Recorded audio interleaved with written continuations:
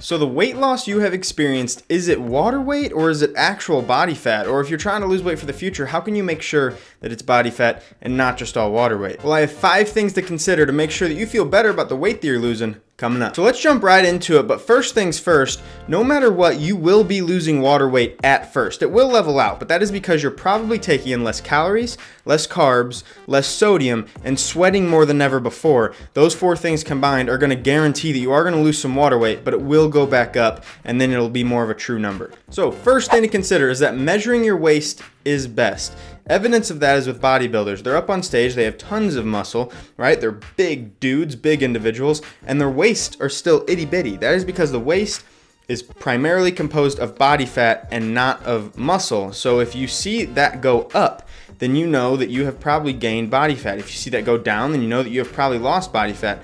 There's not a whole lot of water retention or muscle that's going to go in around the waist. Now it can change a little bit, but if you see minus an inch on your waist, you know that the majority of what you lost is for sure body fat. Thing number 2 to consider is make sure that you aren't losing weight too fast. The body does not have time to break down body fat 10 pounds a week or even a higher rate. If you see someone on YouTube claiming that they can teach you how to lose 40 pounds of fat in a month, the majority of that is water weight. I do not doubt the ability of that person to lose that amount of weight in such a small amount of time. That's not body fat, and they will gain that back really quickly because the body just simply can't break down fats that fast.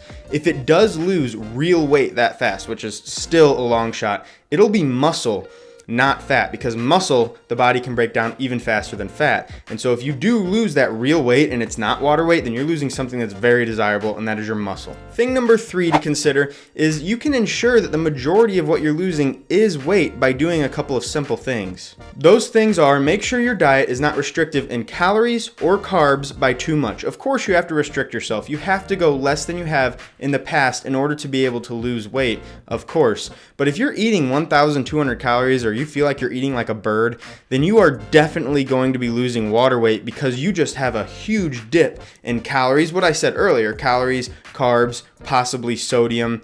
You're going to have this huge dip in just things that are entering your body that hold on to water. And so of course the majority of what you are going to lose is water weight. And then the same thing applies to carbs. If you are taking in way few carbs and you're on a low carb diet but you have higher calories or normal calories, carbs are just like sponges, and they are definitely going to hold water, and if you take those away, they're going to stop holding on to that water.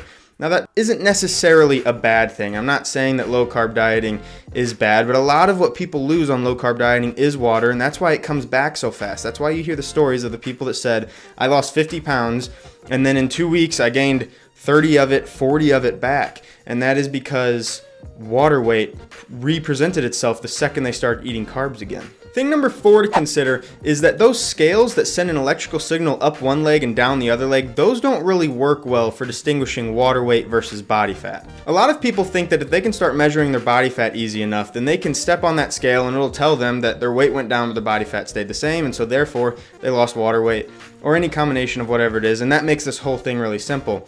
The problem with that is that those scales work based off the speed of an electrical signal going up one leg and down the other leg. If it goes faster, it knows that you have less body fat because body fat will impede the signal speed. Now, the thing that also increases or decreases speed is hydration. And so the very problem that you came here and you're watching this video for is the same problem with those scales. They can't distinguish if you're just better hydrated and therefore the signal's moving faster and it'll say your body fat went down, or if you're dehydrated. A lot of people, they wake up in the morning, they're dehydrated, it'll say their body fat went up, and that is because there's less water for the signal to travel through. And so it's not real body fat. Those things are very, very deceiving.